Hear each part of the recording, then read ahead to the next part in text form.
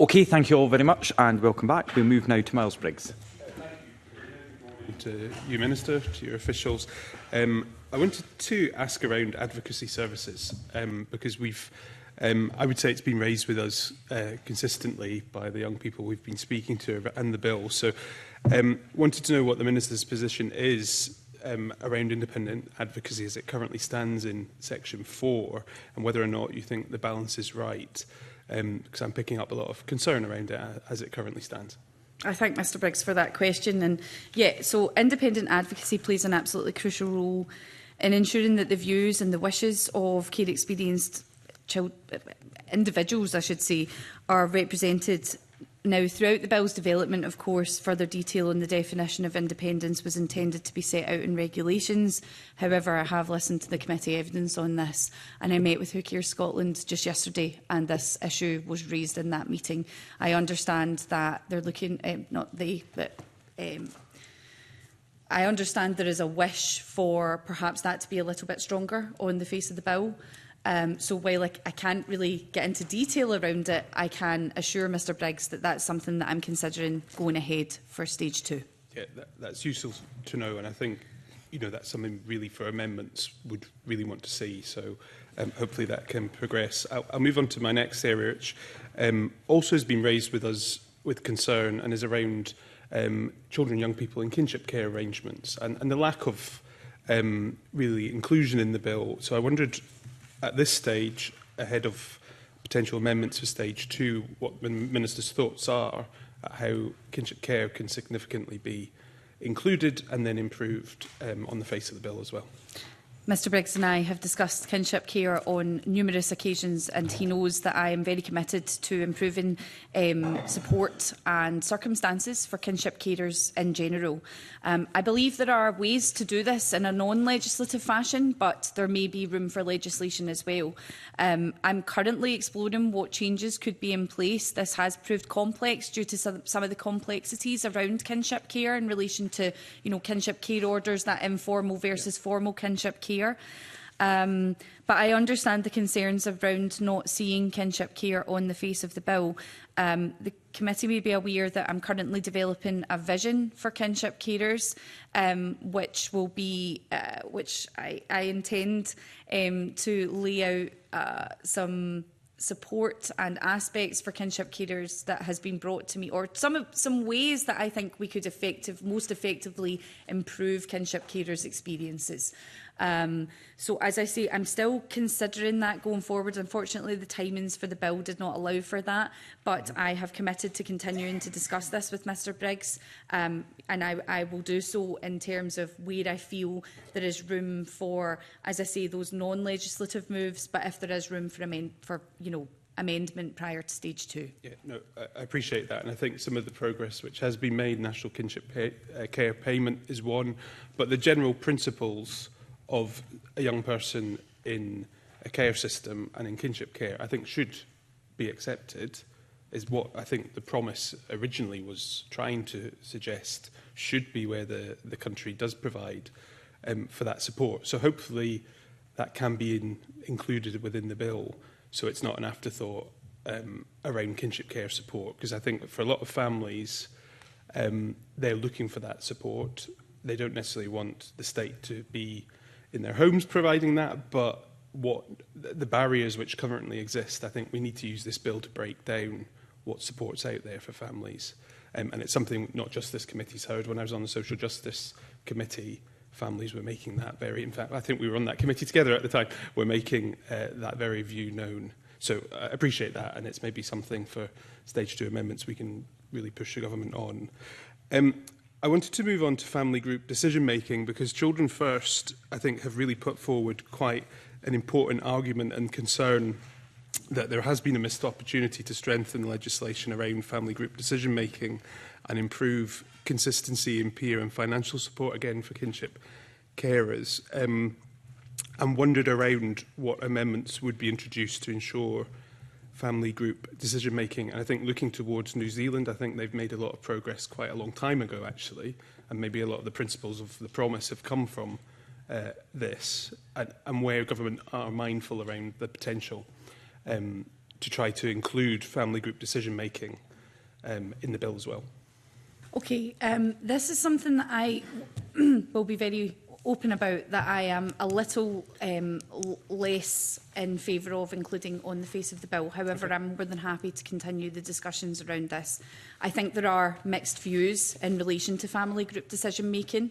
I don't know if adding additional legislation has a clear benefit and necessarily could contribute to an already complex landscape. So I think there could be some issues around it. Local authorities already do have the ability to lead on this. There are many areas in Scotland where family group decision making is already used with success as an early support services. I'm sure Mr Briggs is aware.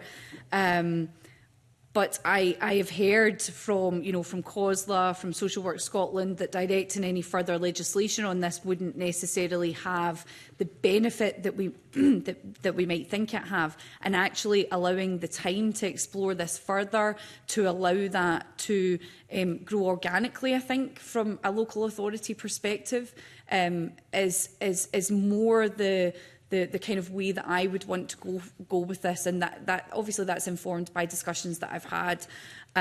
However, as I say, I'm always more than happy to continue discussions around this.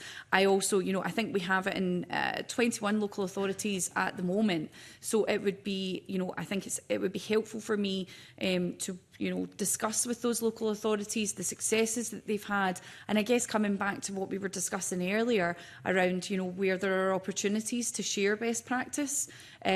So again, this is not a closed book. This is something that I'm considering further, but not necessarily in respect of the bill. Yeah, and none of us want to see the bill become overly bureaucratic. I think one of the things, though, is flexibility. Here in Edinburgh, we have, I would say, a crisis in people coming forward to be foster carers here in the capital. And speaking to care experienced young people, they have often highlighted to me family members, uncles, aunts, who financially could not take them on, but who they would have wanted to.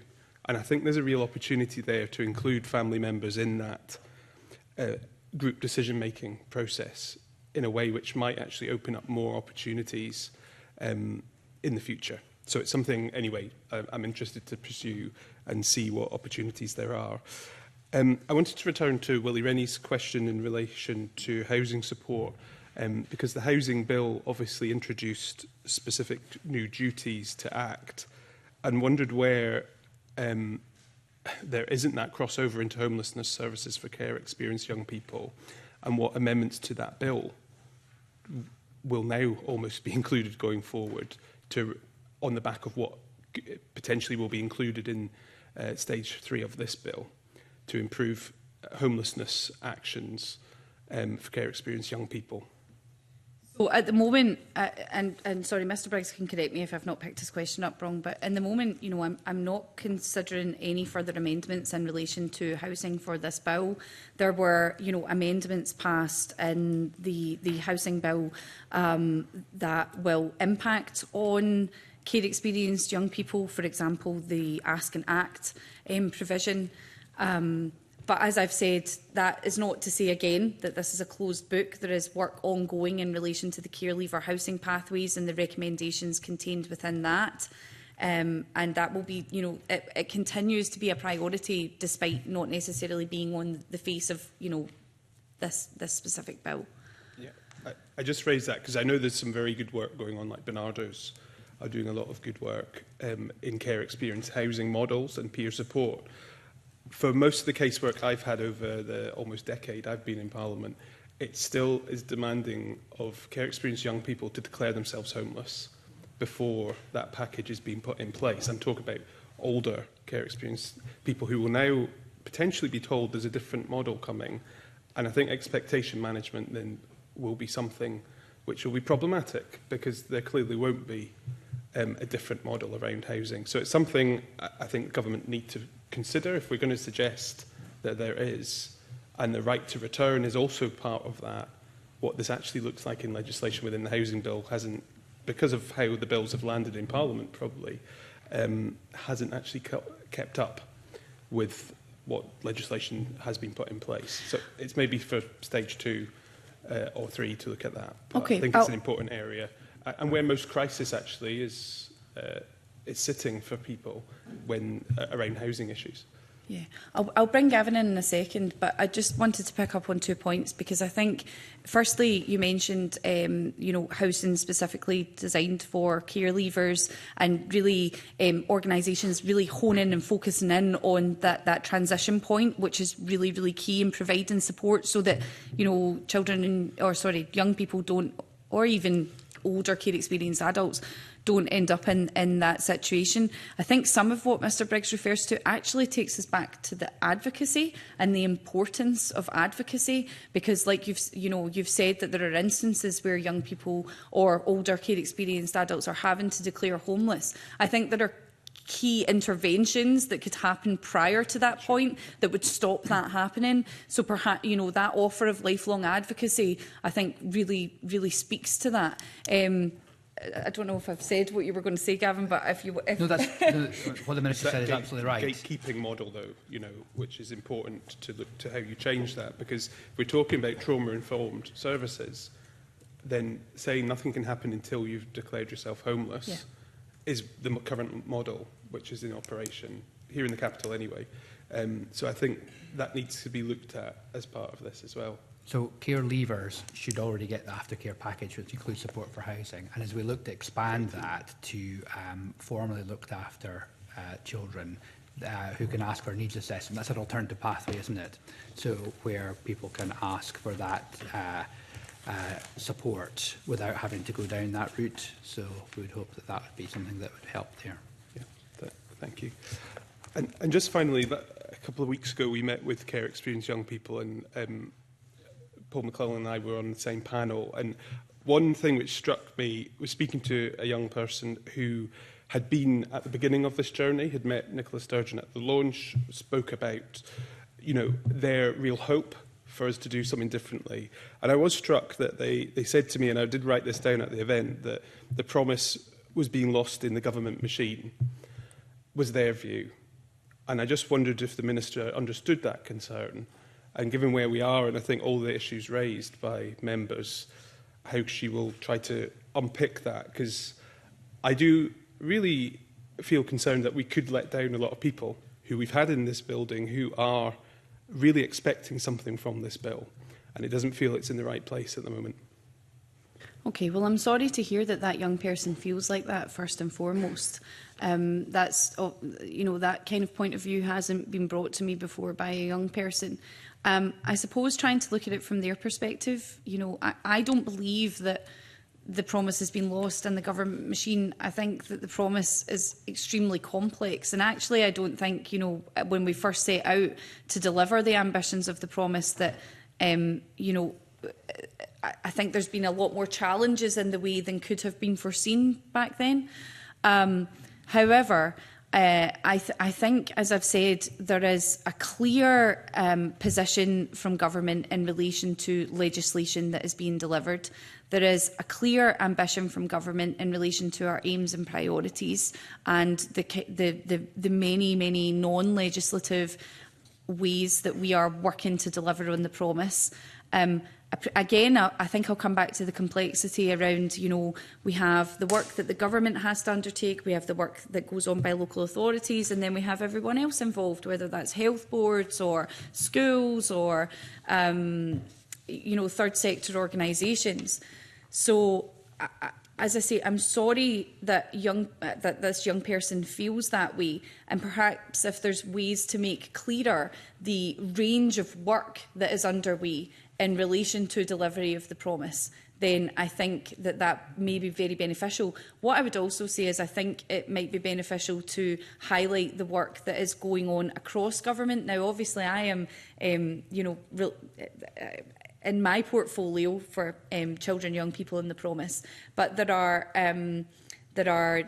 well, we've already talked about housing, for example, today. There are asks of other areas of government that will be required to be delivered on the promise. Now, we have the Cabinet Subcommittee next week where, I will be able to hear an update of how other government ministers are taking forward their ambitions to deliver on the promise. And again, I think perhaps that's something that we need to make clearer as well, that this isn't all coming from one area of government. This is a cross-government priority and a cross-government approach. So I absolutely take that comment on board, and I will keep it in mind in terms of trying to ensure that young people are aware of the kind of full suite of work that's underway in terms of delivering on the promise. And I thank Mr Briggs for bringing that to my attention. Thanks, Convener. Okay, just on the points on advocacy that Miles Briggs was raising, Paul McLennan would like to come in with supplementary. Can you just to build on the points that Miles Briggs mentioned? One was around about independent advocacy, and I think that came through quite strongly. And I know you've said you'd be looking at that, Minister, so not expecting you to expand on that, but that came through very strongly when we met the care experience kids. I think that was really important.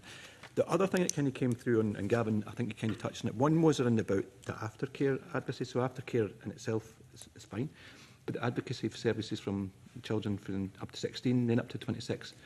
One of the key things that came through really strongly was that advocacy all through their life in terms of this, because people still come out these experiences and care experience, and they'll come through it in different ways, but there is still that trauma, I think, attached to some people in terms of that. So that the whole life advocacy was really, really important. It kind of came through, and I suppose I'm coming from a local authority background as well. You've seen care experience kids go through the system, if you like, and then they have kids, and then have the same issue almost going forward. It's almost breaking that cycle as well. So just to say, I don't know if you can say a little bit more in terms of almost that through life advocacy, which came through really strongly when we met the groups, and then points that. And I know that that comes down, as you said, to where local authorities come in, where health boards come in, and I know there's a whole government approach, but just on a little bit where you kind of see the importance of that whole life advocacy all the way through the system.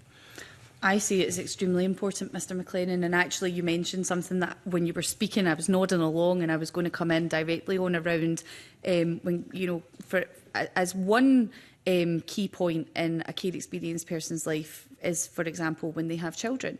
And, that is a moment or a time period where trauma that may have been buried for a long, long time can arise again because you are going through very different experiences. Now, there are a number of ways that can happen. Having a child is just one example of that. It's one I've actually spoken to directly about with children and with young people,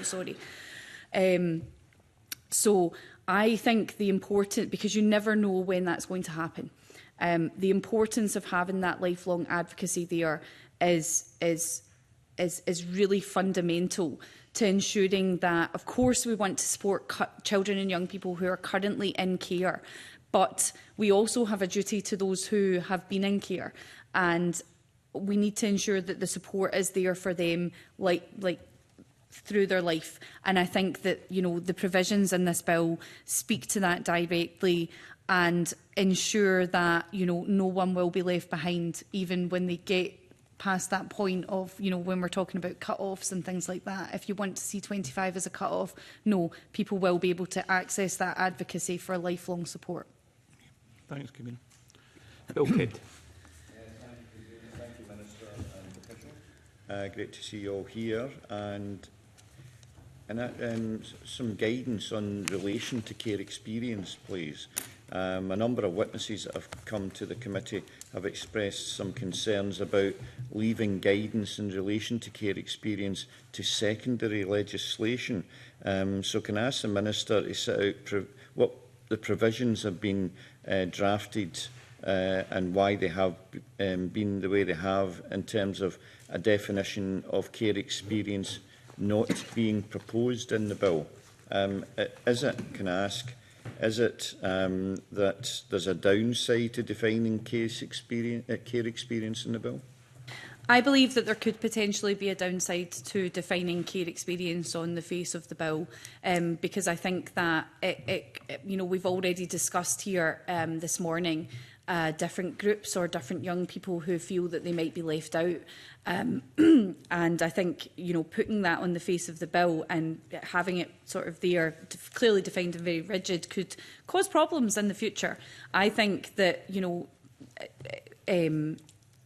working this with guidance, with guidance, I think in the same way as we have done with a number of other areas of the bill, really allow for that to be considered, to be worked alongside with children and young people, and equally with other organisations we've already mentioned this morning, and allow the appropriate sort of time and flexibility to really get to the heart of what we're trying to do. So from the conversations I've had so far, I believe that that is seen as the right approach.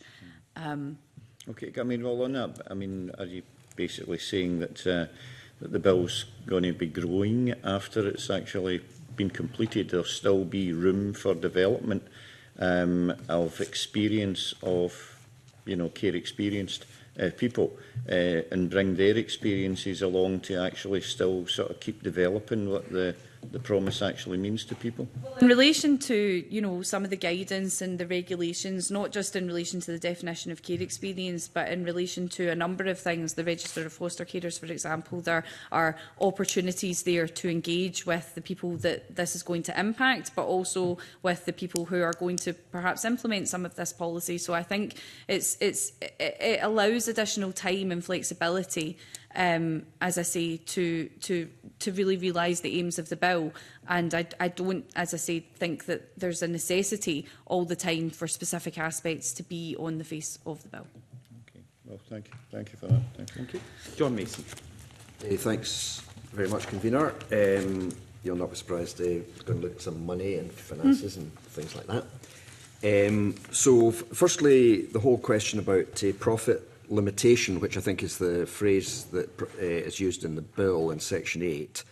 But we've talked, as you've possibly seen in our evidence sessions, about things like excessive profit or super profit and that area. Could you just say something about your thinking, and especially around a definition of profit? Because I'm not an expert, I'm an accountant, and it is possible for people to interpret profit in quite a lot of different ways. There is. Mr Mason is absolutely correct, and there is a level of complexity here, because I think, well, for a start, obviously there's work underway in relation to considering the question that Mr Mason has posed to me. The consultation around this obviously closed, and I don't think I could necessarily define what excessive profits are at the moment. And as I've said, there is a complexity there, because we know that people that there is an element of reinvestment in sort of whether that's an estate or in that centre. So I think that, again, I think this probably comes back to what I was talking about around regulations. Giving ourselves more time to develop this further, I think, is very, very appropriate, because we do want to get this right. We want people, and I know many do have the right aims at heart in terms of delivering support for our children and young people. But of course, this does come from, the whole idea and the aim of this comes directly from children and young people who said in the Independent Care Review, and have said repeatedly after, that people should not be profiting from our care. So, as I say, I know that doesn't speak directly or answer Mr Mason's question directly, but I would say that, there is a level of complexity there, but this is currently being considered. Well, I suppose that is one of my concerns, that it is so complex that would we not be better just focusing on the price that somebody's charging and the quality of the product that we're getting? We buy the Forth Road Bridge, or we buy anything from public money. It's all important, as is this. Is it not just the quality of care and the actual cost, and that's what we should be focused on? Because I did ask previously, I've forgotten now exactly who I asked, where is the quality of care best? And at least one witness answered that it was better in the private sector than in the public sector. Well, data suggests that it's a little bit more nuanced than that. So I don't think you can necessarily say, public sector sits here and private sector sits here and there's better. Again, it's a case-by-case basis, and I think we really need to delve into that a little further. In terms of, the work underway to, really, and I'll perhaps bring Gavin in a second to respond to the points, some of the more specific points you raise. But as I've said, there is a clear ambition here to remove profit or excessive profit from the system. There is likewise equal efforts, or not equal, similar efforts going on across the UK with the same aims, and that's something that we'll be, working with our counterparts to look at the challenges and the complexities that are arising in those systems. But I don't know if, Gavin, you could speak to just some of the points of Mr Mason raised. Mr Mason raised a difficult question, which is, can you get to a sort of unit price for this level of support? And many of the children that are in these receiving these services have got additional needs and complexity around what actually is the tailored support package that they need. So it's more complex than getting to this is the rate you'll get and that's it. And that's part of the challenge, of course, because there's a range of families who are relying on really quite intensive and supportive services in children's homes in Scotland. And we need to ensure, as we move towards this zero profit and to keep the promise system, that we're not creating disincentives to providing these services from the current private sector providers, because we don't want those providers to remove themselves from that market, because then families won't get the support that they're currently receiving. Yeah, I mean, that was raised with us. I didn't specifically ask, but that was a concern that was raised with us, absolutely. But because, I mean, even you control profit, and I'm sceptical whether it's UK-wide or elsewhere, because, from experience, big companies are very clever at manipulating profit, charging management fees and things. And it was interesting, the night we met the young people here, and obviously I only met a few of them, but one or two of them said they were relaxed about whoever ran their care home making a bit of profit if it went back in, say, to better buildings and all that kind of thing. But one of the points they raised was that the director or CEO, whoever he was driving around a really fancy car. And so they were more concerned about that. Now, that would come off the profit, so that would reduce the profit if the director's got a really nice car. But that was the point. And, once you get into that minutiae, I mean, my suggestion is it's almost impossible to control this. Yeah, I think Mr Mason, rightly so, highlights some of the complexities around this. I don't believe it's impossible. And equally, I don't want to comment on anyone's specific circumstances, but appreciate how things can look to children and young people. As I say, all these considerations will be taken forward as the work progresses around this.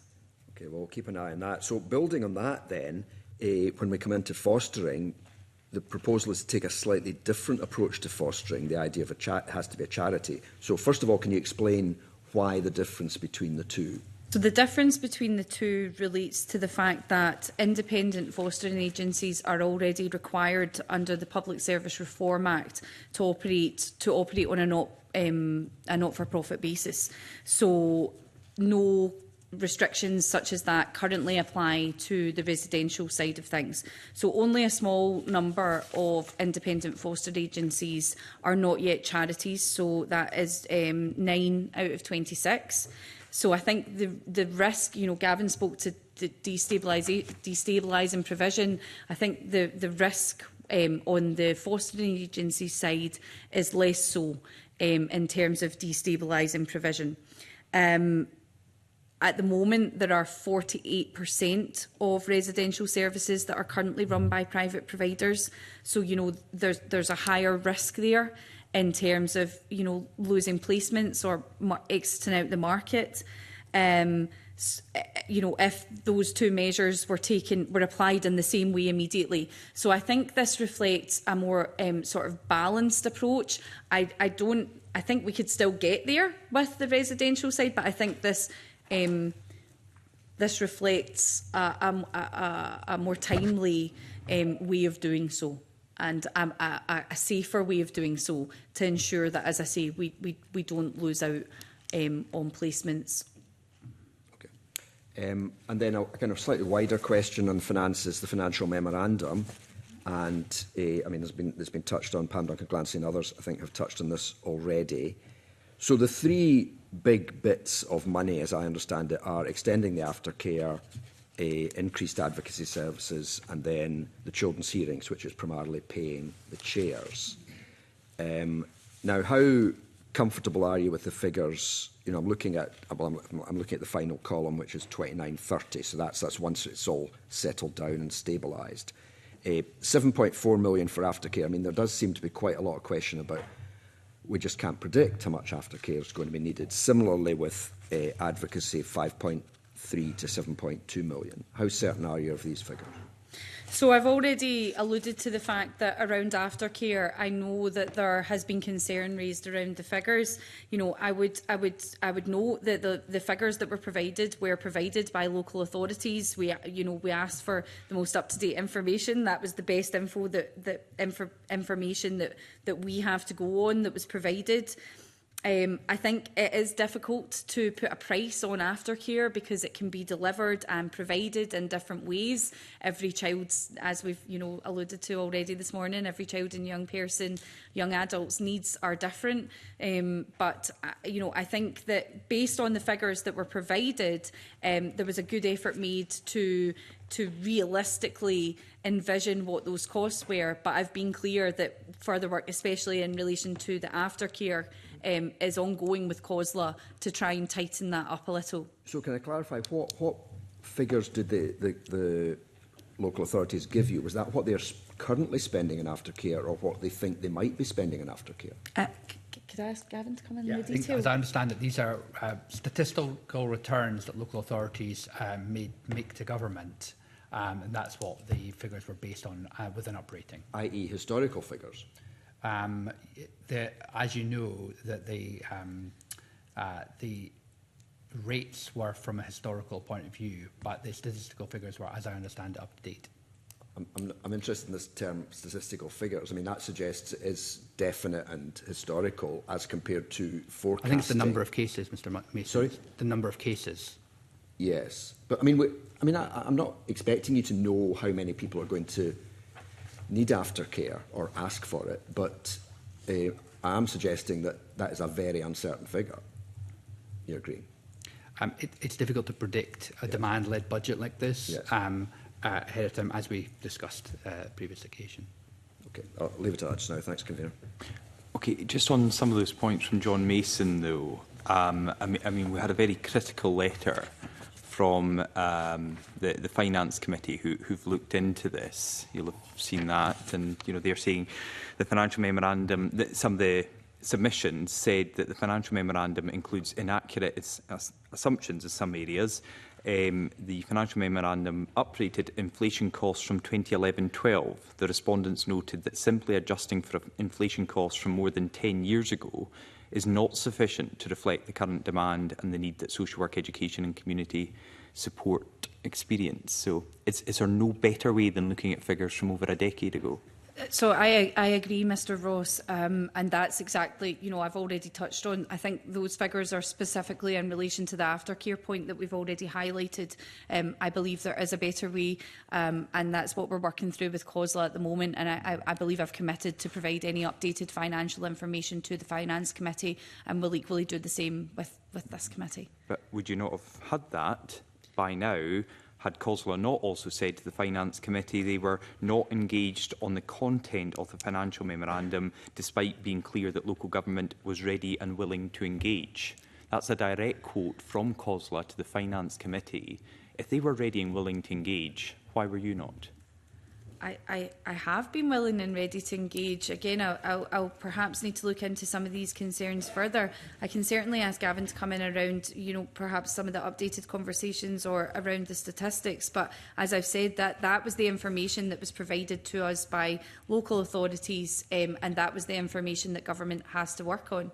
I'm not sure. So is it news to you that COSLA were saying they were ready and willing to engage, but were not engaged on the content of the financial memorandum? I think it comes back to the discussion that we had when... I know it does, but it causes us significant problems. And it's not now just our committee, but the Finance Committee as well. There have been, real strong concerns raised about a number of government bills and, non-government bills. I experienced it myself. But the government is continually being criticised about the quality of financial memorandums.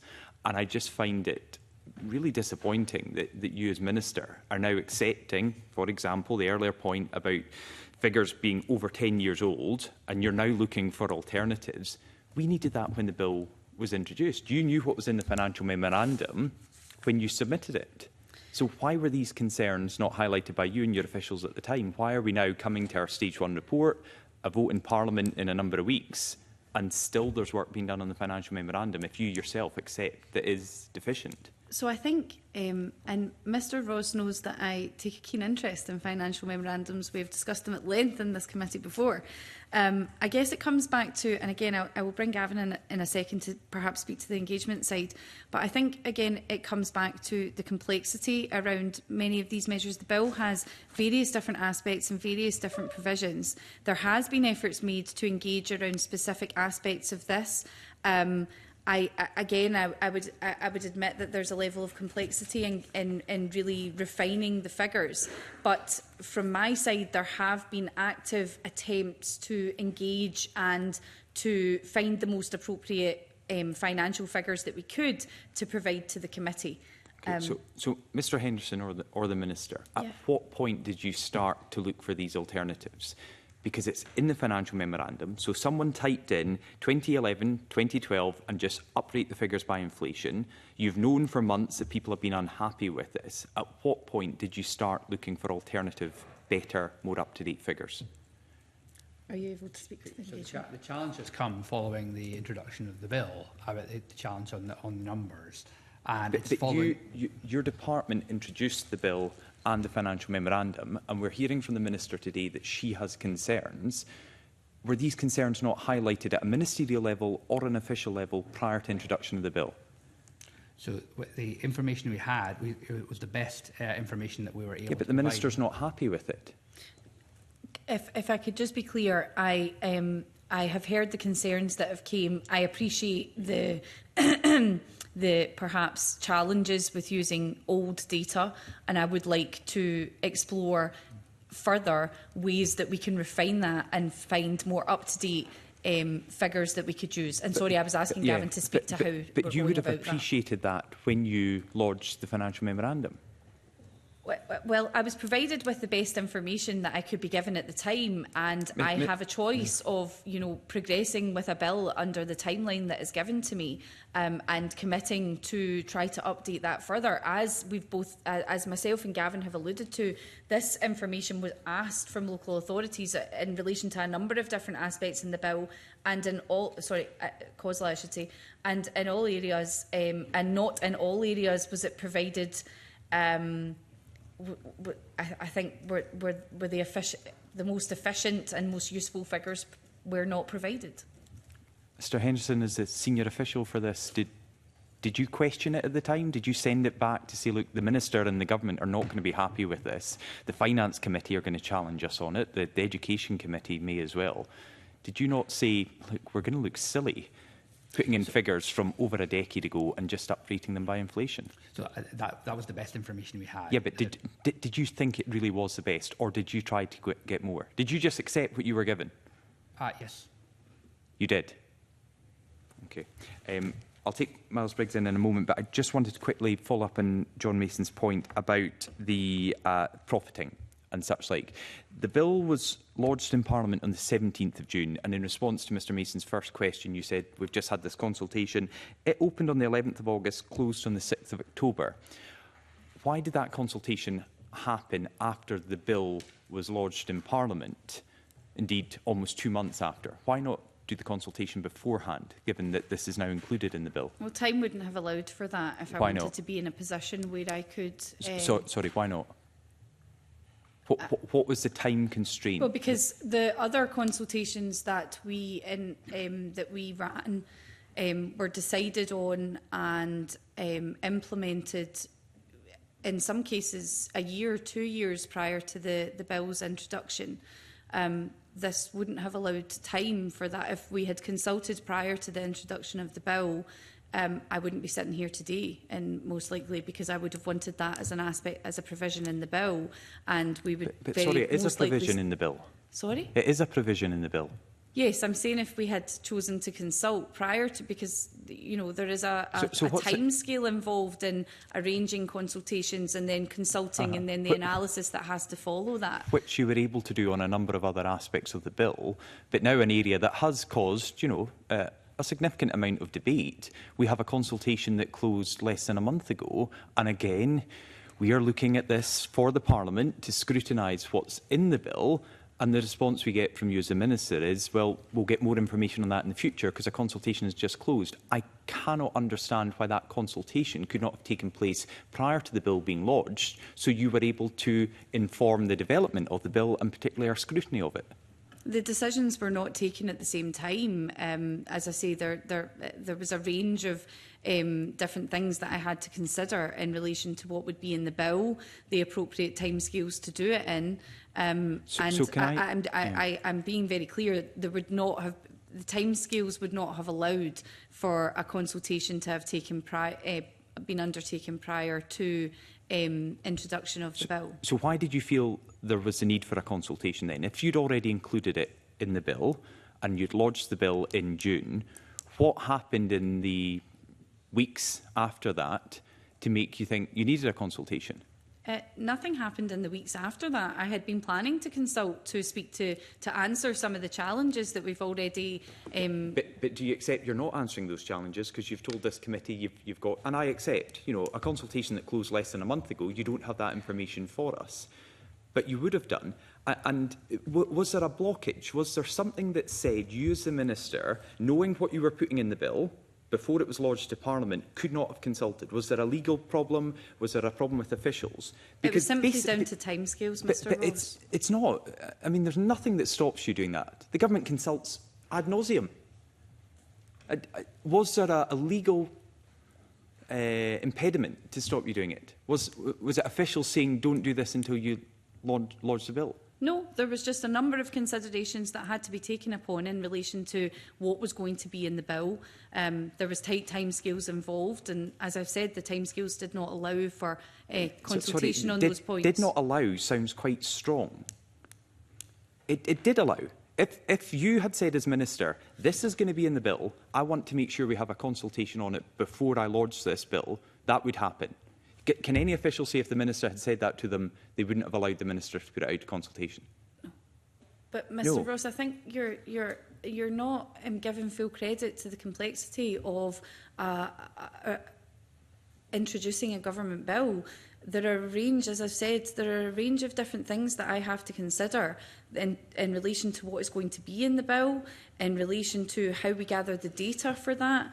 So there was no thought of, oh, we'll put this in the bill and then we'll consult after. It was very much a case of, this is the timescales in terms of introducing the bill prior to summer recess. That was my focus.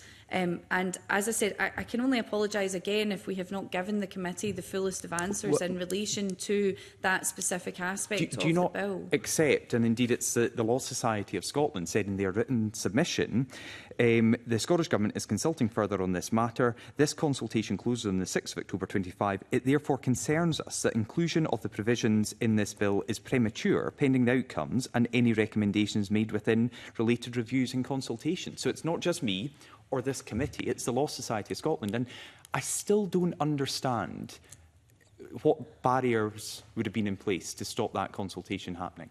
Well, as in relation to those specific concerns, that will all be something that I will be engaging on and will be discussing and will be working through as as we analyse the responses from the consultation and as we work to build in those aspects of the bill. So when will we get an update on that? Because clearly now it can't be part of our Stage 1 report. Will it be before the Stage 1 debate and vote? Will it be before Stage 2? I'm sorry, I don't have that information, but if I could ask Gavin, Mr. we'll Henderson, to write to you on the timings for it, because I'm not sure what the... But surely you as Minister are able to give us a commitment that, Paul, you accept our disappointment that we can't have the answers today when we would expect them, you will provide them before we publish our Stage 1 report? So I'm sorry, Mr Ross, I was just about to commit to providing you that with this information in as timely a fashion as I possibly can. I can't give a definitive date because I don't have that information and I don't want to mislead the committee. I will write to you following the committee with more of a direct response in relation to the timelines, and you have it on record that I will commit to providing you with this in as timely a fashion as possible. How many responses to the consultation have there been? Because if it's 10, it won't take long. If it's 1,000, it will. Mr Henderson. I am not sure about the numbers. Minister, do you know? I have 147 in my head, but I think that may be a different consultation because I'm dealing with 5. So if you would, yeah, if we could follow that up, okay. It's definitely not 1,000. I'm pretty, I'm pretty sure I can confirm that. So, but again, this is information the committee and Parliament needs because it is an area that has caused significant concern in our evidence session. Yes. Miles Briggs wanted to come in. Thank you, Convener. It's on this very point because I think, like John Mason highlighted, I think there is concern over unintended consequences. Now, I think the legislation model is the same as Wales from looking at it. The Welsh model will not come into effect until the 1st of April of next year. So we won't have real-world experience on the impact this could have. Now, the majority of providers in Wales are from the private sector. The Minister's outlined 48% here in Scotland. And providers are telling us that they're already under significant financial pressures with staffing and energy costs, that exiting the market in some parts of the country will be a disaster if there's no additional capacity, and the cost to the taxpayer for that hasn't been factored in. So just wondered, and it was interesting actually speaking to young people where the principle, I think, is definitely something they outline support for, but the unintended consequences this could have haven't necessarily really been seen. And like I say, the Welsh model hasn't come into force. So just wondered where ministers will be live to that. In Wales, this is working towards this by 2030. I wondered if that would be a key principle the minister is then going to bring forward in the bill as well. I don't want to put a definitive timescale, but I really do want to highlight that, you know, most importantly, we want to get this right. And in response to the question put to me by Mr Mason, you know, asking why there's been a different approach taken, I think the clear response is that the different approach has been taken, you know, in exactly what Mr Briggs speaks to avoid some of those unintended consequences. And I believe that the approach that we're taking is the right one. But of course, you know, this is going to be developed further. And while I said at the beginning, I don't want to put a definitive timescale on it, that's because I want to give the appropriate time to work through this with, you know, the concerned, you know, stakeholders, equally drawn on experience from, you know, I know Mr Briggs said that Wales is, you know, we're not going to see the full effects of that. And again, I've been clear that I want to work with counterparts to try to find the best way forward and, you know, try to find challenges before they arise and etc. So, I think that provides a fair summary. One of the concerns, you know, looking at commentary on the Welsh model, is disinvestment taking place. And I think that's a real concern, that if companies are looking to exit potentially by 2030, there's no incentive for them to upgrade facilities, to invest in our young people. So, you know, there's consequences to this as well we need to be mindful of. And actually that was an issue outlined by young people we've spoken to as well, and what they want to see in terms of investment as well in services. But just put that out there. It's not necessarily a question, but no, I mean, it's an important thing not to lose in the bill. Absolutely. And I think we need to take that balance. There are absolutely consequences to this. But I think that we can all say that, you know, there should not be excessive profiteering from the care of children and young people. I would hope that we could all agree on that. So I think that, you know, if we do take that stance and we do believe that that's necessary to deliver on the promise by 2030, then we have to take steps towards that. But I think that the steps that we're taking are timeous and proportionate and allow us the time to develop this to get it right. Like I said at the beginning, was my priority. Thanks. Thanks, Convener. Jackie Dunbar. Thank you. Good morning, Minister and your officials. Just morning, yes. We heard in our evidence sessions that some stakeholders would like to see clarity around the register of foster carers. They're unsure what the purpose of having one would be and how it would be managed. So can I ask what you see as the main purpose of the register will be? What issues would you like to see it address, and how will it be managed and by whom? Okay, so the register, you know, at the heart of the proposal for the register, I think, is promoting a positive experience and equally the safety of children. A national register will work to strengthen safeguarding and transparency so that, you know, we don't repeat mistakes of the past, essentially, because we have heard in the Scottish Child Abuse Inquiry the need for more consistent, joined-up protection for children. And I think a national register is a direct response to that. At present, we have no national mechanism to track who's approved as a foster carer, their current status, whether that may be active, suspended, withdrawn, or their history. And I think a national register would help to support consistent oversight of foster carers across Scotland, and would help to ensure that fostering services have access to accurate, up-to-date information when making decisions in the best interests of children and young people. So I think that, and equally, you know, we've given, again, similar to other aspects, we have given ourselves time to develop this more fully, to work with those with an interest, again, to get this right. And obviously, we have experience in relation to the adoption register. Okay. So in regards to the adoption, I'm going to go off piece a wee bit. In regards to the adoption register, do you think that model could be used for the foster carer one going forward, you know, along the same lines? Certainly similarities and things we can learn from the adoption register. You know that the adoption register helps to support agencies to match approved prospective adopters with children who are in need. And I think that speaks to much of what I've just said. And equally, you know, there is an element of safeguarding and equally an element of making things a little easier, for lack of a better term, in terms of that matching process. So yes, I think, I'm not saying it could draw on it exactly, but I think there's certainly, you know, things we can take, similarities we can take, and as always, lessons that we can learn. Okay. So, and in regards to the foster carers register, who do you think would manage it? So this has been something that I have been discussing directly with, you know, I've discussed this with several stakeholders, and I know that there's some concerns around the independence of that register. So I don't have a straight answer for Mr Dunbar at the moment, but again, this is going through secondary legislation, which will allow us the time to really consider the points around the independent holder of that register, as well as other matters. So you would be looking for an independent holder then, rather than maybe the local authorities themselves or something? So that's certainly the concerns that have been brought to me from stakeholders in terms of ensuring that there is that independent.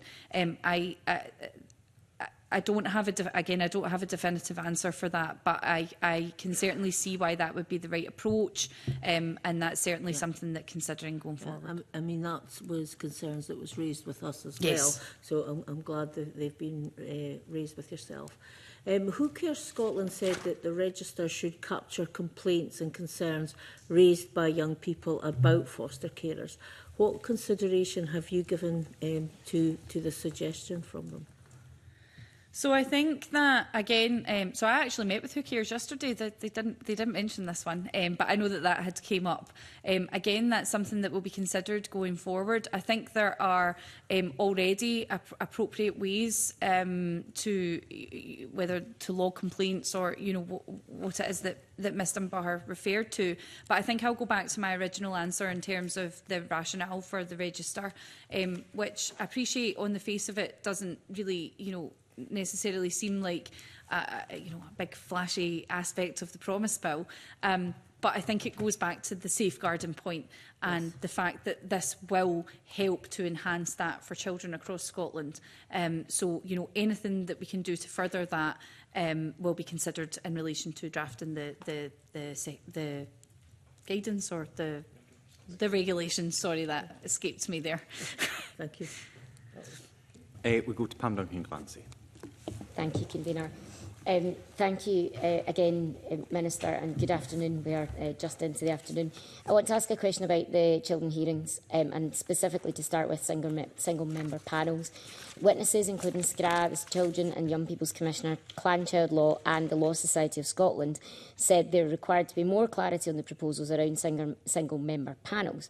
For example, what is meant by procedural, and to ensure children's rights are upheld. Some young people, of course, as well, said the same, and said who attended the Who Cares Scotland evidence session with the committee weren't supportive of the single-member panels, and Our Hearings, Our Voice found most young people they spoke to didn't support the proposal. So can I ask what the Minister's response to this is, and does the Government have any plans to address the concerns? Yes, so I'm very mindful, and I'll bring Tom in a minute, who I know has been itching to get in. But we're very mindful that there are a wide range of views on the subject around single panel member decision making. You know, as it stands, we have kept appropriate safeguards in place in terms of appeals and reviews of these decisions. The single panel member will as well have full recourse to a panel should that be deemed necessary or appropriate. But I am considering what further safeguards could be implemented, taking into account, you know, both the questions raised by committee and some of the evidence. But if I could maybe ask Tom to speak to how those single panel members' decisions would progress. Yeah, thank you. Good afternoon. I think the underlying intent, and I think it maybe brings a wee bit of light to what the single panel member hearing is intended to do and to address in the context of redesign more generally. The focus here is to release the broader volunteer panel member capacity to focus on the substantive, dispositive hearings and engaging with the major kind of forward-looking aspect of the redesign system, trying to kind of resonate with Sheriff Mackey's report's recommendations. In terms of where it is positioned, is reflective of the current 2013 procedural rules, and that we would expect the kind of the functions and the kind of procedural or administrative decisions that you're referring to. So those are already dealt with in secondary legislation under the current system. But by way of example of the types of decisions that you're thinking about, those chairing members being able to decide upon factual matters like the deeming or the undeeming of relevant persons, potentially sorry, what was the other point I meant to make? Yes, the identification of potential appointments for safeguarders, recommendations about the potential involvement of legal representatives going forward. So the idea is that, and I think the other point to make very briefly, is that we would focus this expected range of functions in the remunerated chair cohort. So it's not all kinds of thousands of different panel members that would be engaged here, but what the intent here is to release capacity within the system so that the broader group of children could benefit from swifter processing and ongoing more consistent continuity in personnel. So I think that there's a fair debate to be had around about what is appropriate for a single tribunal member to be able to decide. But I think it's also fair to observe that it's deemed appropriate elsewhere in the Mental Health Tribunal and in other comparator tribunals elsewhere in Scotland that it is okay, and it's already well-established practice for tribunal members to decide certain matters on their own, while recognising that for other matters it's absolutely essential for the full tribunal to be convened. So that's where we've got to at this stage of the game. But as the Minister said, we remain receptive to those observations that were given to the committee, the correspondence that come in the back of the call for views. We'll be thinking about that internally within government, and you know, if the Minister takes a different view, that we need to be a bit more precise in prescribing what needs to be on the face of the bill, or indeed being a wee bit firmer around about our thinking about what needs to be in secondary ledge, then we'll obviously do that. Okay, thank you. Can I ask the Minister then, what do you think needs to be on the face of the bill in relation to the responsibilities of a single member panel? At the moment, you know, I'm fairly content with where we are at the bill. I introduced it, so I feel we're. But as you know, and as Tom rightly explains, the situations where that single member panel would be called upon, but the safeguards that are there to ensure that we can be confident in that system. But if Ms Duncan Glancy has specific areas that she believes would be on the face of the bill, then could we discuss those ahead of stage 2? I'd be happy to. Okay, so I mean we could do some of that just now, possibly, because I think it's helpful to get your views on the record. Do you think a single member panel should be able to establish grounds? So I think I'm not going to put necessarily yes or no's on the record to this, because Ms Duncan Glancy will be aware that with these really, really complex matters, I'll receive advice around this, and I'll you know, so I don't think I want to say yes or no, because I think there could be a range of different circumstances and complexities involved that could mean that sometimes that may be okay, but sometimes that may not be okay. So again, I think to get into a fuller discussion around this, I think it would be much more helpful to take this out of the committee space, as I've committed to in terms of discussing amendments with all members ahead of stage 2. I understand that it's complex and that we don't have time to go through everything here, but you'll also appreciate, for the people watching and the sake of good scrutiny, it is also important to try and get some of these matters clarified on the record. So if you can't say about establishing grounds, what about issuing or extending interim compulsory supervision orders? If you want to get into detail, and Ms Duncan Glancy will be aware of the changes that we're making in relation to establishing grounds, and you know, from that section itself, I'm sure you can understand the complexity. So you know, there are cases where grounds could never be established, and those are now going to be put right over to the sheriff. Perhaps that could be a decision for a single panel member. Again, that's something that I wouldn't want to commit to saying yes or no to at the moment, but I can see how there may be a way forward with that. In relation to other grounds where there is a clear agreement, you know, and we're now going to, you know, sort of take that straight through to the 3-member hearing, but those grounds would still be established. So we are getting rid of that grounds process at the beginning, but still establishing them at the start. You know, I think establishing the grounds is an extremely important part of the process of the children's hearing system. And, you know, as I said, there are complexities in how that can be taken forward. I think that the position we've got to in where we are with the bill is a very positive one. But so I don't know if that helps to try to help understand why there is a level of complexity there, and why I feel that doesn't necessarily merit a yes or no answer.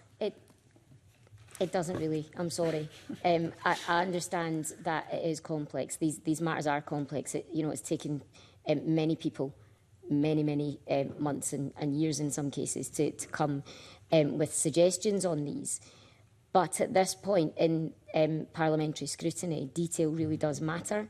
And there will be people watching this session who are looking to understand the government's intent.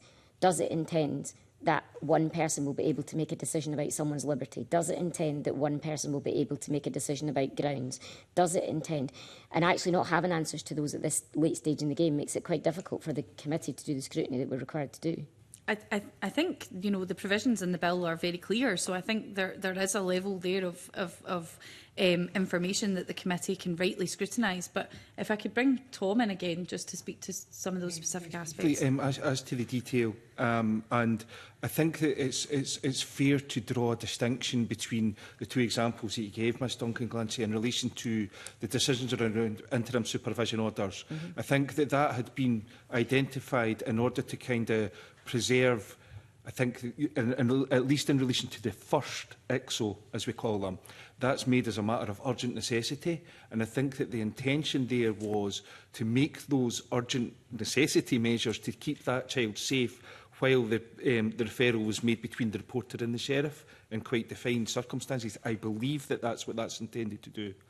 And then you referred to the single-member grounds hearing, but again, that's a wee bit different because it needs to be seen within the context of the government's proposed approach to the updated take on establishing grounds overall.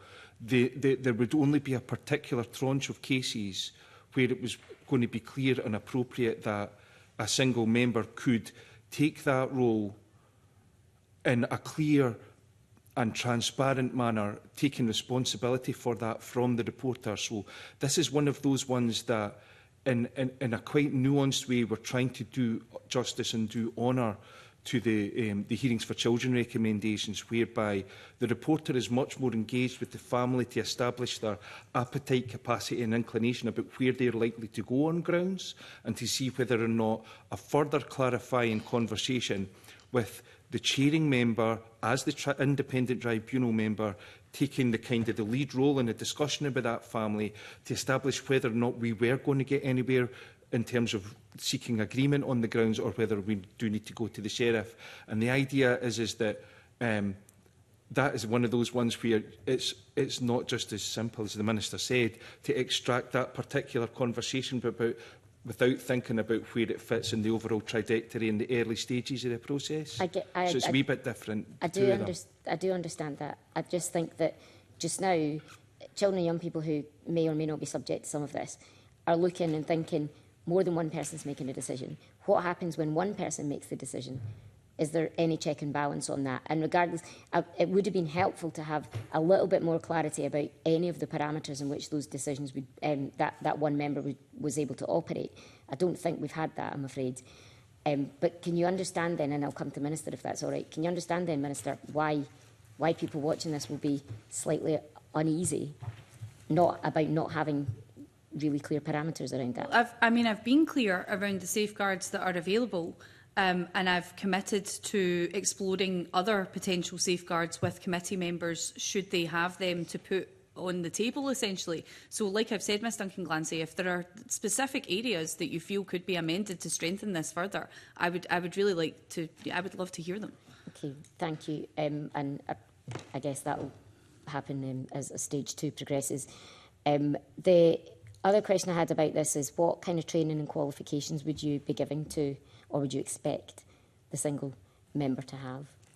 So I think, again, this ties in with wider work around, enhancing the role of the reporter. There are training and qualifications that will need to be established for that.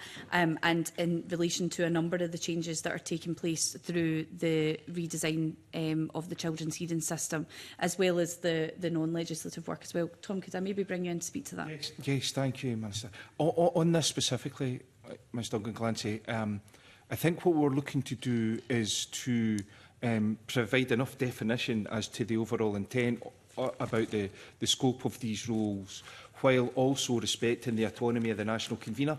At Children's Hearing Scotland, it's really essential that and their independence is protected in statute already. So it's really essential that the national convener is positioned to articulate for themselves what they see as the essential attributes that these individuals would arrive with, what would be the support and the training arrangements that we would put in place to ensure that everyone involved, particularly children and young people, had the confidence that these decision makers, especially when they might be operating kind of in chambers on their own, in certain aspects, that there's real clarity around about that.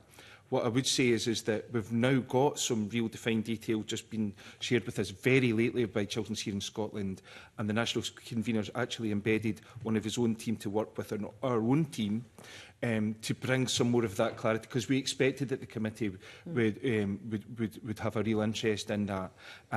So we've just received that in relatively recent days that expresses some of those questions around about what would be, as I say, the attributes, competencies and potentials that individuals would arrive with, where they would expect them to operate and what the national convener would offer them by way of training, monitoring, quality assurance and expectations. And can you so share we're, those with we're us delighted now? to share that with you, either on our own account or we'll speak to the national convener themselves and make sure that's transmitted to the committee as soon as ever we can. Okay. I think it would be helpful if the committee had that so that we could understand a little bit more about the expectations. Will there be an appeal or review route? For the single panel, Yeah. so I believe I mentioned that in my response to your first question. Okay. Sorry, forgive me. That's okay. I didn't pick that up. Okay, thank you. The other question is about the obligation of the child to attend. Okay. And witnesses generally supported the removal of the obligation, but a number did feel that this could be replaced by a presumption, as was recommended by the hearings working group. So could you set out why the government chose not to include a presumption of attendance in the bill, and whether you feel there is adequate provision to ensure our children's voices are heard? So I believe there are, and again, I'll bring Tom in a second to speak to some of the more specifics. But again, it really comes down to what we have heard and what we have discussed with stakeholders. We've obviously tried to keep to the Sheriff Mackey report as closely as possible where we can. But from the conversations that I had, the general feeling was that a presumption to attend would not necessarily have the intended outcome or would not necessarily make the difference that we would want it to see. So I believe that the approach that we have taken in the bill is a more balanced one and as I say, one that speaks more to the recommendations. But Tom, could I ask you to go into more detail? Yes, I think where the balance the government sought to strike here is to arrive at the same destination, but actually kind of pick up our understanding and insights and reflections we've had around about actual practice and how it's developed in various parts of Scotland over years. So in relation to the pre-existing test around about excusing children from attending their hearing, that's a very, very high, it's like physical, mental and moral welfare. It's almost a kind of a life course changing test, but we're not clear that panel members, as very human, very empathetic, very well motivated tribunal members, are always actually applying. It needs to be that level of damage that's done before we're excusing children. And then, in relation to the presumption, rather than leave, as the government's suggesting, rather than leaving the discretion to the tribunal,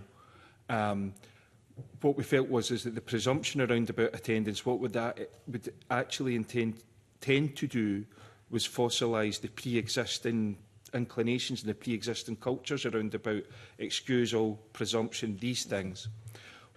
Instead, what the government wanted to do, and I think this does resonate with the Hearings for Children trajectory overall, is that we want to encourage and then support proper participation in the hearings journey overall, rather than mistaking physical attendance for good participation. So the improvements to advocacy, the improvements to information sharing, the ways in which we can support different groups of children and young people to take the part that they want to play in their own hearing, and by and large being led by them and giving children and young people that level of agency.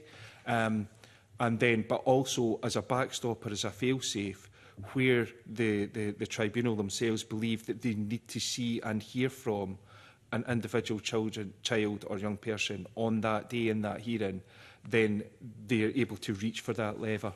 And I think that that's probably, and again, there's a fair debate to be had about all of this, but the intentions are absolutely sincere to try and support children and young people to exercise their right, how and where and in what manner they engage in the process overall, rather than soothing ourselves that obliging children to attend is some sort of proxy for good participation. So I think we've tried to kind of lift our sights a little bit, apply a bit of practice insight, be respectful of the various voices round about it, and then to kind of strike a balance. But I guess it's absolutely fair to acknowledge there are a range of perspectives on it.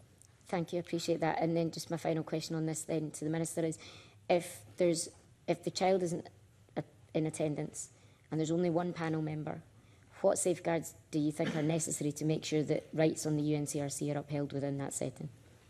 Well, I would be clear about the number of different people who will be in the room at the same time as that hearing is taking place. It may be a single member panel, but there will be a range of, other associated people in that room. So I think that, speaks to the safeguards.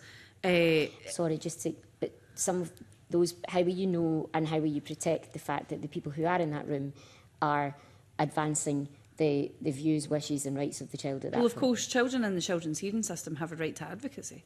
So if they would have if that has been provided and they have an advocacy worker, they will have someone there who is standing up for their rights. I know that, the proportion of children in the hearing system taking advocacy is higher overall than the kind of general population of care experienced children and young people. So I think that speaks to the fact that there can be someone in the room who has the child and young person's best interests at heart, even though, everybody should, but so I think that is an appropriate safeguard. And I guess, and this was something that I was discussing with Who Cares Scotland yesterday, how do we perhaps increase the uptake of the advocacy to ensure that all children and young people are taking up that offer and have that person in the room to essentially safeguard. Okay, thank you. Thank you, Minister. John Mason. Thanks very much, Convener. Around the area of grounds hearings and the reporter, I think we've had some evidence that this is becoming quite complex, this area, and particularly Sheriff Mackey was saying, that grounds hearings can become very difficult and confrontational, and where grounds are not opposed, it would be best dealt with by a system that was more administrative, avoiding the need for a hearing. Is that something you agree with, or is a possibility? I think that I agree with that to a certain extent, and I think that's what's came across in the provisions that we've put forward in the bill, understanding that, there's not always that on some levels there may, and in some situations there may have to be grounds hearings, but because of the nature of them and the fact that 86% of cases result in an application for proof, then, as I say, the provisions in the bill will help to reduce that and I think take people out of a situation that they shouldn't really be in. But, as I've said, and as I've said to Sheriff Mackey, I still see a place where grounds hearings are required on occasions. Because his further comment was that the bill stops short of introducing this, that is a more administrative system, and instead reinforces the existing system. Yeah, I think I saw the evidence session by Sheriff Mackey, and also Sheriff Mackey wrote to me directly around some of his concerns around this. I would say that I have discussed these in great length with Sheriff Mackey and provided him with a little bit more data around some of the reasoning for this. I feel like we are in a better position. I think Sheriff Mackey was a little more favourable towards the proposals after our discussions, of course not wanting to put words in his mouth. But I do feel that we are in a better place following the engagement that I've had with him around this, providing more of an understanding of why I've taken the approach that I've taken. I mean, given that he's the expert, as far as I can see, in some of this, if he is struggling to understand how it's actually going to work, I have to say, I think the rest of us are definitely struggling as well. The issue of the reporter as well, the suggestion has been that perhaps, is there a conflict of interest for the reporter, perhaps meeting the child or the family earlier on than is presently the case, as I understand it. And in particular, one witness suggested that the child might incriminate themselves if they're meeting the reporter earlier on. So again, I think that really highlights the importance of advocacy. Who would be there to support the child, and that offer of advocacy would be made at that earlier point now. I think it opens up opportunities to streamline the system to make it more effective for children and young people. those concerns that have been raised, I can certainly consider ways around to avoid that happening, or even if that's just perhaps a fear among children and young people, if that's something that we can try to appease. But as I say, I believe that this will have benefits more so than a negative impact. And just advocacy, or would there be a need for legal representation in some cases? Again, every child's case is different. So I suppose if you're looking at very specific offence grounds, you know, there could be a need for that. But again, I think this is something that we'll need to work through in terms of considering the detail of this.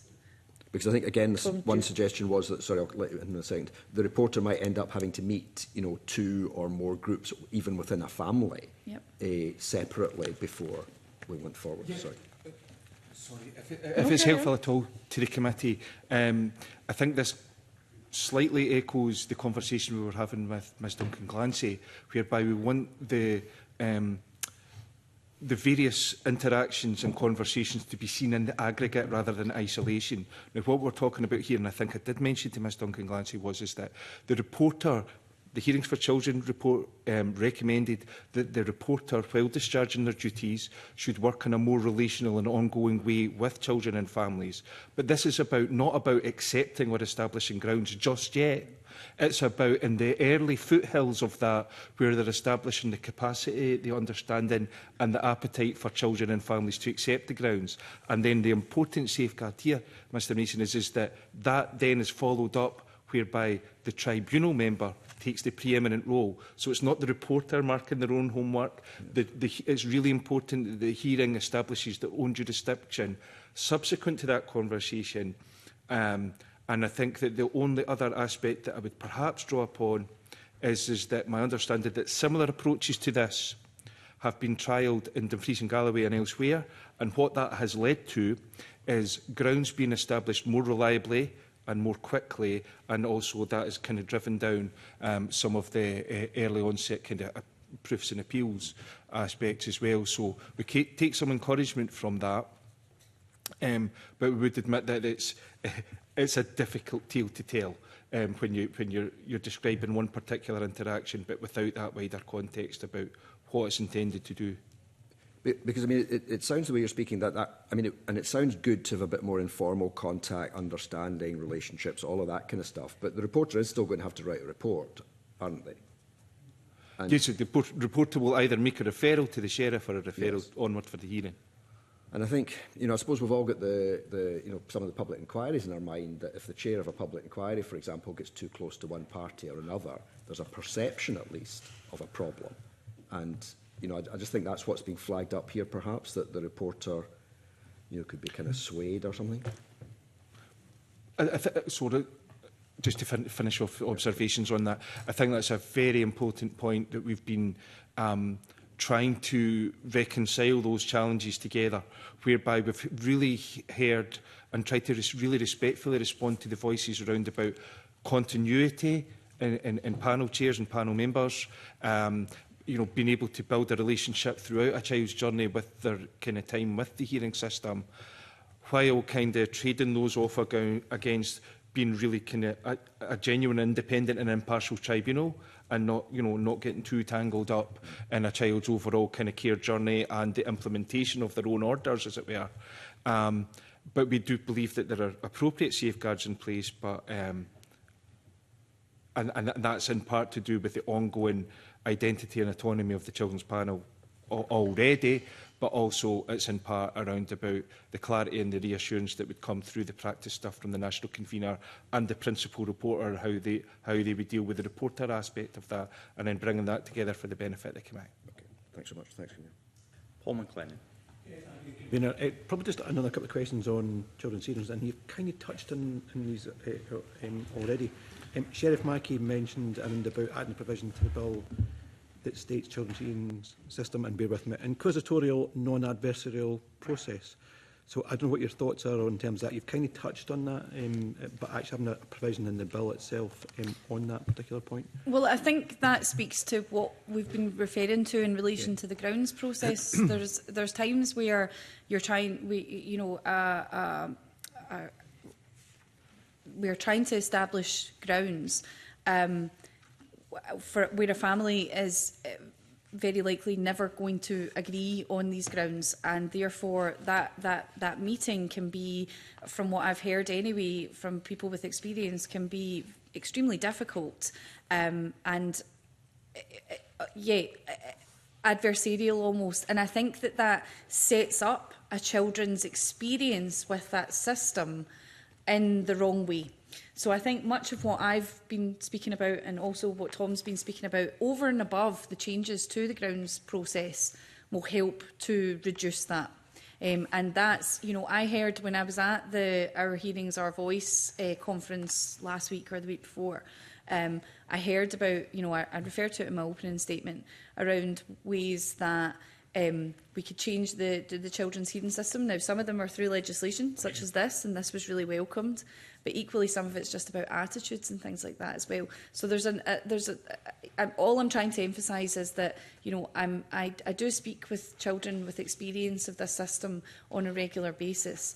And as I say, I believe that the provisions that we're taking forward will help to cut out on some of what Mr McLennan mentions, and go a long way to help support those children and young people further. And just probably expanding that as well, because some of the views that we've heard on witnesses have given evidence are talking about criteria on a member who chairs, obviously, the panel, but also in specialist members and how they work in practice in terms of that as well. I don't know if you can want to say any more around about what your thoughts are on that. That came through in evidence. I'll maybe bring Tom in to speak to the detail around those specific roles that...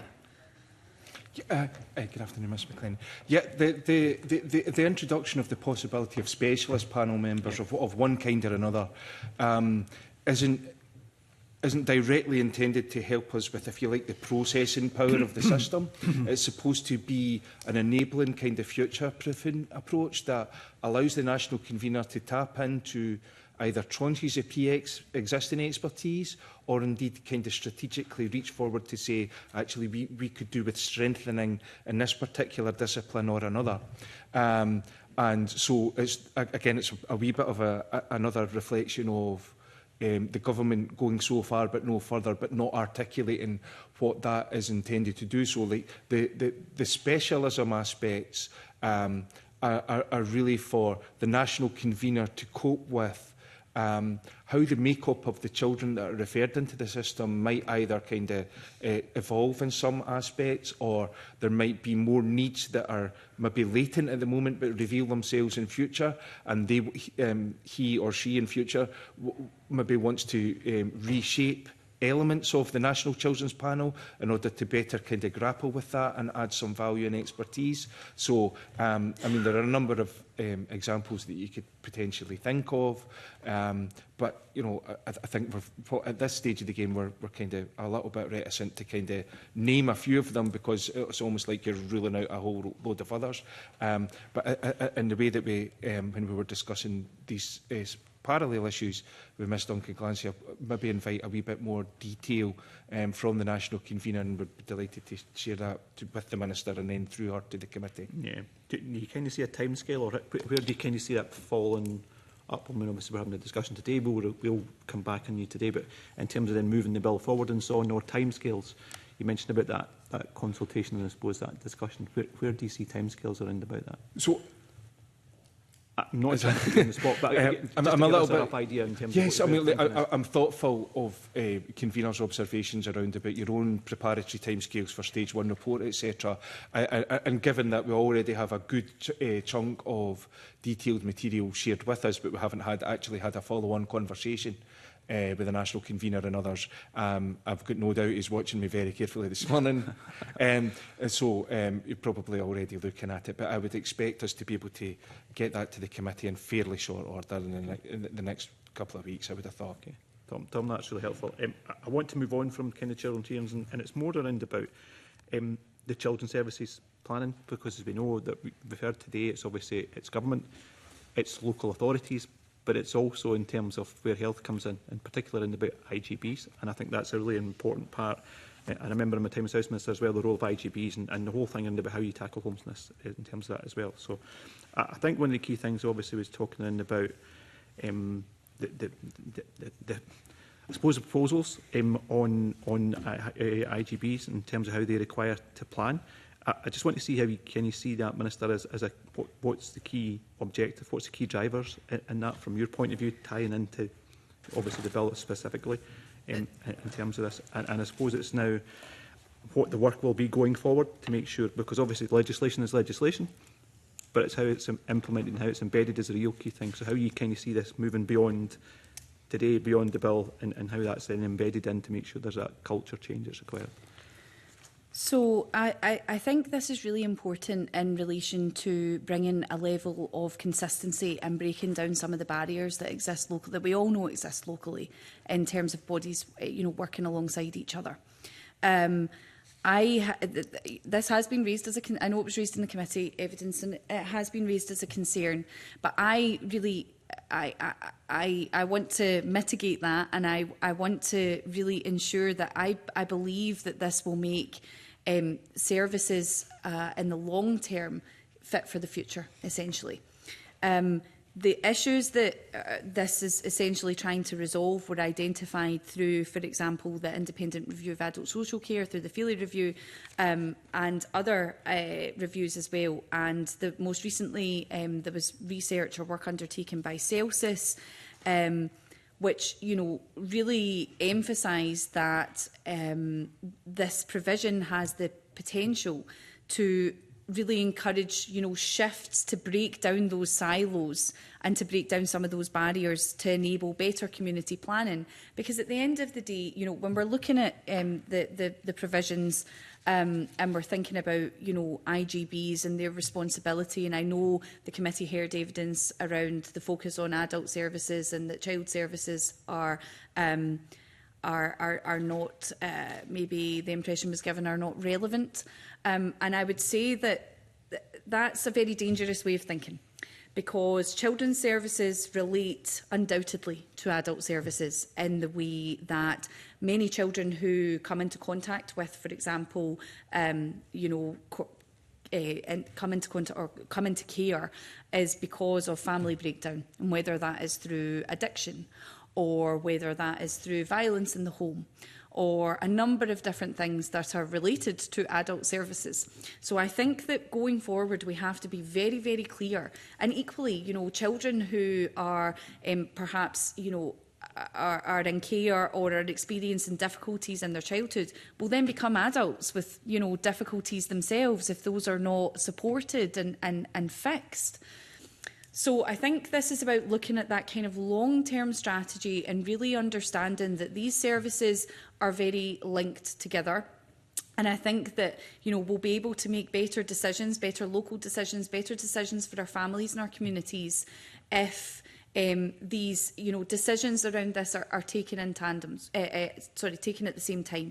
So I think, as I say, I appreciate, and this is, what I've been very clear with to everyone I've spoke to, I appreciate that, to see the benefits, you may not see the benefits of this tomorrow, or when if the bill is passed, but I do believe that in terms of, really improving consistency and breaking down local barriers, that this will have benefits in the long term. Okay. I suppose just another supplementary on that, isn't, because we had also evidence, for example, from, I think it was Aberdeenshire Council Chief Executive, and he was talking about how they embed what the promises try to do into their services. You're also going to have the challenge, obviously, with IGBs, which obviously includes health boards and local authorities themselves. I suppose, can you say a little bit more around about what that engagement work is going to be beyond that? The bill's passed. What's next with the IGBs kind of stuff? So it's almost, what are the next concrete steps? I think you've advocated, obviously, the importance of it, but what are the next concrete steps then to say, right, the bill's passed, how do we then embed the bill, how do we embed the culture that the bill is promoting into what the IGBs are doing? And obviously, the quicker we can do that, and it has to be, obviously has to be sustainable, but the quicker we can do that, the quicker it's going to be, the better it's going to be for everyone concerned. But just a little bit more in terms of how you kind of see that developing. perhaps bring Gavin in a second, but I think for me, there are a range of different approaches that are taken across the country. Some local authorities already function in this way, so there wouldn't need to be next steps in that regard, unless we go back to what I was referring to earlier around sharing best practice and showing that sometimes working in a different way doesn't actually make things harder. It can make things much easier and much more fluent. So I don't think there's a one-size-fits-all approach in terms of the next steps in relation to this. I think it's going to take a period of working and engagement in order to find the best way forward for each local area, drawing on the best practice that already exists. Okay. Gavin, did you want to answer? I mean, maybe Iona has to speak to that. Yep. Speaking as an ex-IJB chief officer, basically, I guess I don't really see the difficulty in this, if I'm honest, as an ex-IJB chief officer. And I had children's services were integrated, so I had responsibility for children's health services as well. But we do have a difference mainly between the east and the west of the country. So half the country are already doing this, basically because they are. It's about how the IJBs will play their lead role in relation to planning children's services. And it's not just children's services, as the Minister said, is that do we make sure that the drug services, the mental health services, and the other services that are needed by the adults, the parents of the children, are lined up? Because otherwise we'll end up with children in care because their parents are not getting access to the rehabilitation services. So that's one aspect of it. The other aspect of it, and I think it's even more important in those areas where the children's services are not integrated, where they sit solely in the health side, is how do we bring the children's health services and the children's social work services together to best meet the needs of children. So we think about we have very high levels at the moment of complexity, children with neurodiversity issues, children with mental health issues. The answer for those children is a combination of the expertise really that's there in terms of social work, social care and the health, particularly the mental health approach. So how do we bring those services together in a way that supports those children in a better way than we currently have? And you can see that in parts of the country where they've developed those joint and integrated approaches across nursing and social work and other aspects, and also with younger children around health visiting, for example. And the other advantage here is, if we get this right, is for children who are transitioning from children's services into adult services, particularly children with disabilities, but also children with complex needs and additional support needs. And in many areas that is not well handled, in other areas it's very well handled. So that's the expectation. I think half the country are doing it, and we already work with, in children's services, we already work with the people who are responsible for the strategic leadership of each area. So, the Director of Children and Families, for example, convenes a meeting with those people on a regular basis. So we have some of the structures. I think it's about revisiting some of that and maybe raising our expectations here. So learning from the best practice, I think, as you said, yes, Mr. said, is really important. I think that's something for us really to consider as well as we go forward. Thank you, Convener. Thank you very much. As I said at the beginning, we're joined by Ros McCall, who's taken a keen interest in this bill, and I move now to Ms McCall. Thank you very much, Convener, and hello everybody. Hello Minister, and thank you very much. It's been a long morning into the afternoon.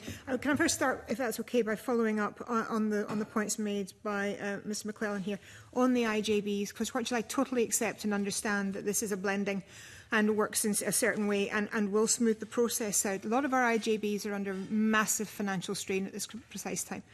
So what's the funding model? And because as far as I can read, there is absolutely no funding process here to smooth this for the areas that are not.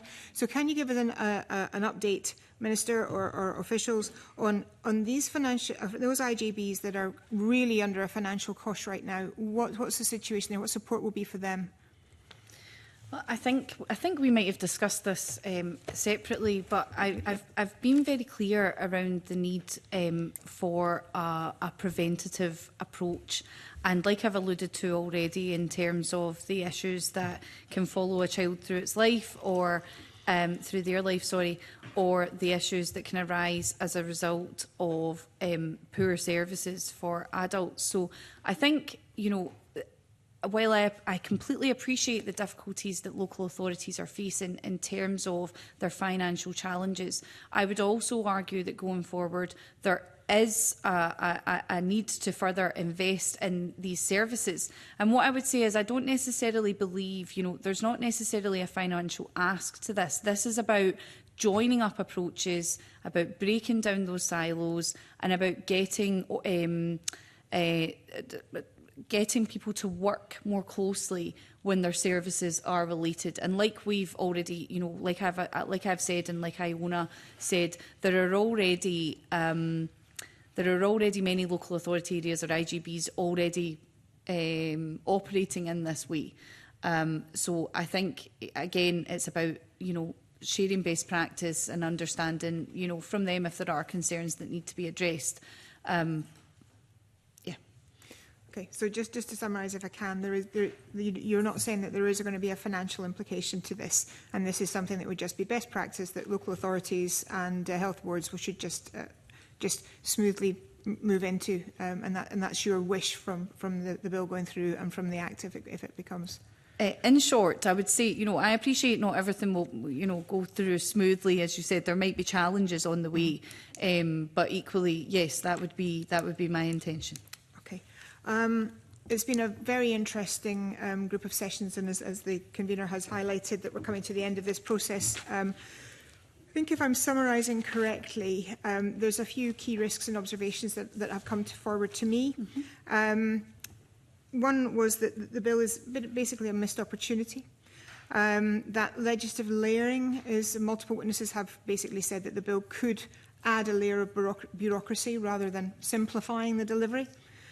UNC contradictions, it's already been well discussed earlier on today, I'm not going to go into that, but the two that I think that are highlight to me is funding gap, which has already been mentioned in financial issues, and workforce fatigue.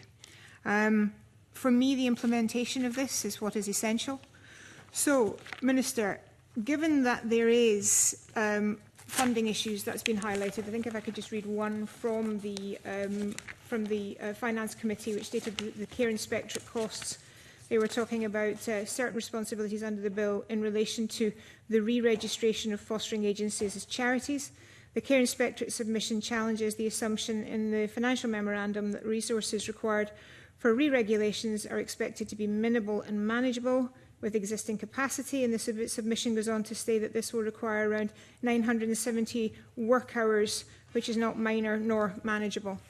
That's a classic example of where there is an absolute need for additional funding, and it's just not there. So given that there's a funding issue, and given that workforce, I mean, we had in the Care and Justice Act that we were going to need 500 more social workers to actually achieve that. We're nowhere near there. Foster carers were down 8%. We're going to need 400 in Scotland just to stand still.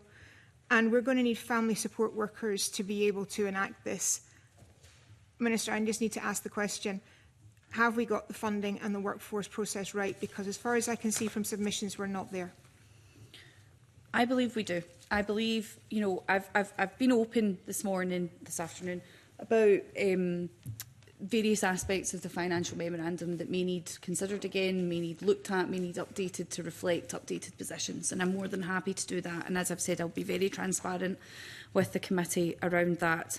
In terms of the support for the workforce, and I'll perhaps bring Iona in a second to speak to the raft of measures that were taken to support the workforce.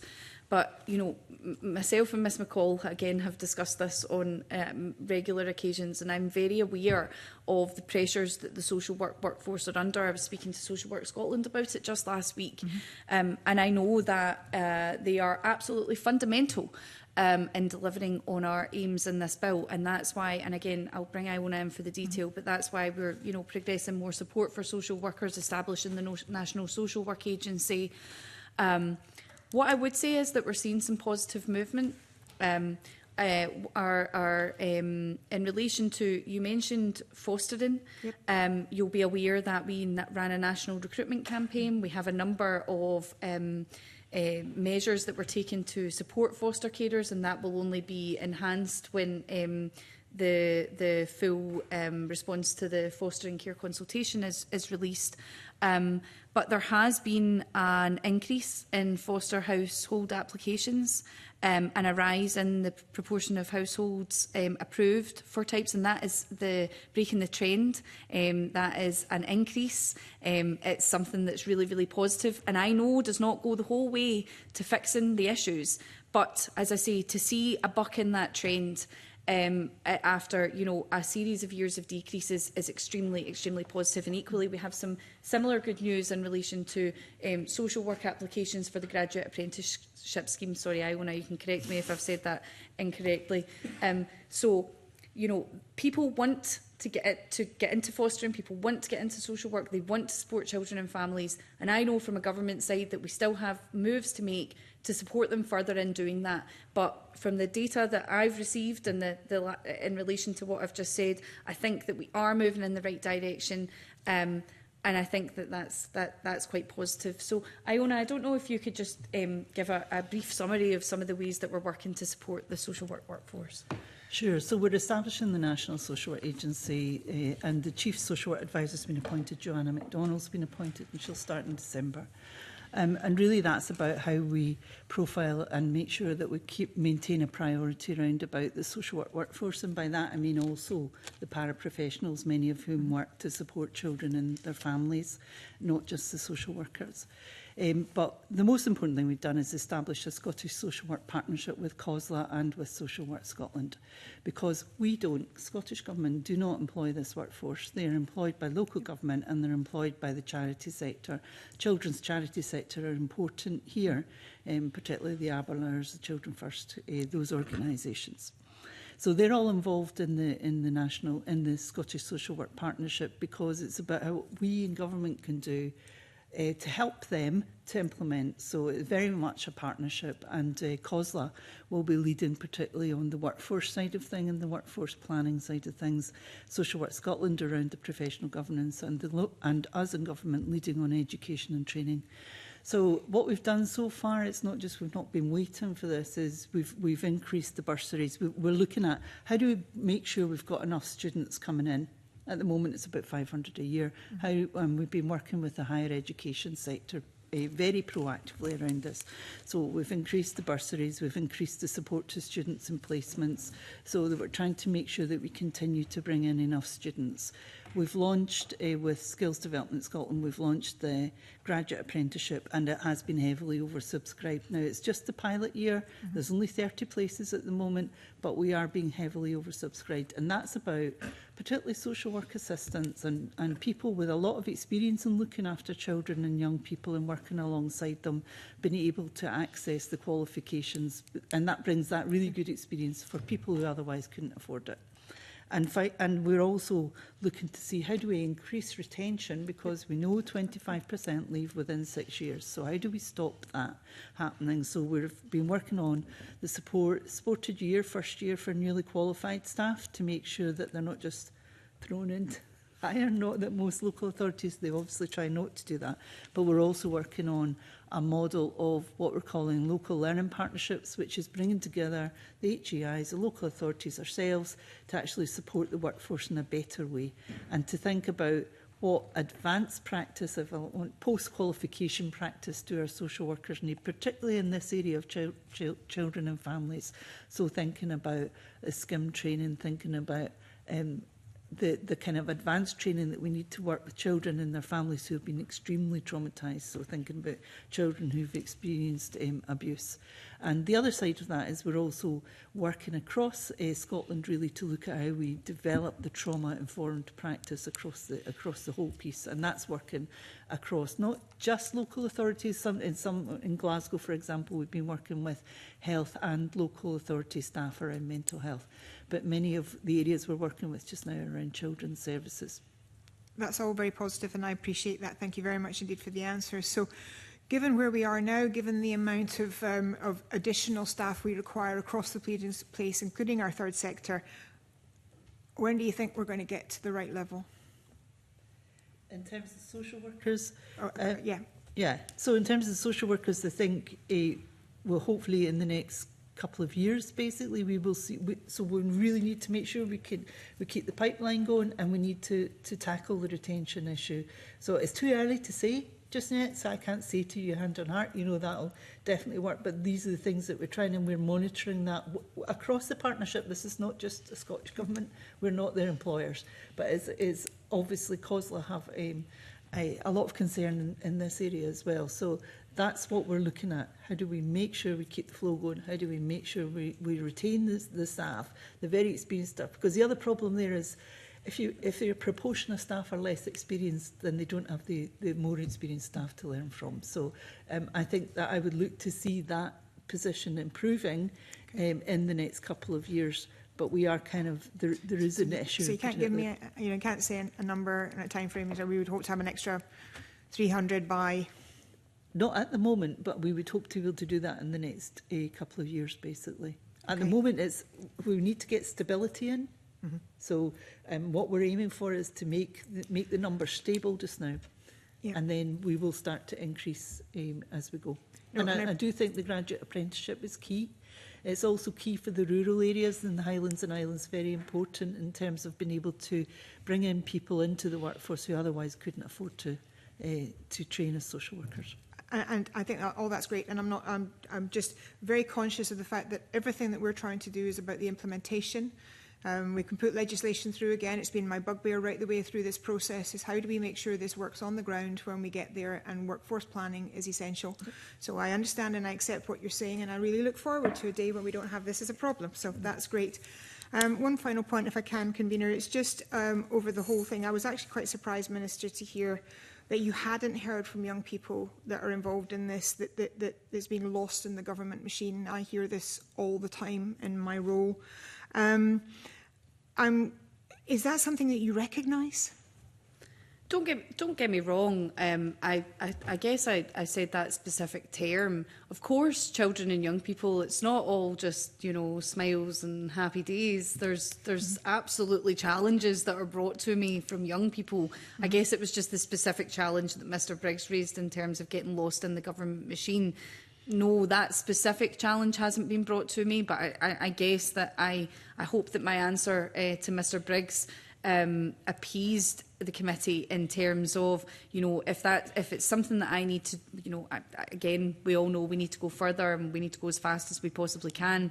I believe what I've spoken to today in terms of the non-legislative and the legislative actions that we're taking, if I need to do more to highlight that to people, to draw out the different things that are going on, or to highlight, you know, some of the work that's already underway in terms of Plan 2430 or the stories of progress, or these different reports that we're putting together to track, to analyse, to understand what's going on, then I will absolutely take that on board. Well, I appreciate that, Minister, and I'm going to follow that up just by the fact that I have been speaking to local authorities, of which I have had one local authority highlight to me that they believe that their foot has been taken off the gas, was I think the phrase that had been made when it comes to the promise. So I would appreciate some strong leadership from the Minister to reset that. As much as if we've got young people saying it and we've got councils saying it, then I think there's definitely something as a misconnect. So if you could possibly focus on and highlight what is being doing, I think the community would appreciate it. Of course. I have no more questions. Thank you very much. Minister, that concludes the questions from committee members. Could I, however, say as politely but strongly as possible, as I think you know and your officials have accepted, we have a very short time frame now to produce a report. There were a number of things you have committed to go away and write back to the committee. If that could be done in days rather than weeks, it can be included. If it takes too long, we simply cannot consider it. So I understand you will have pressures. This isn't the only thing you and your officials are working on. But if I could just make that plea as respectfully as possible, it would certainly help the committee going forward. But can I thank you and your officials for your time today, and the committee will now suspend to move into private session. Thank you. Thank you.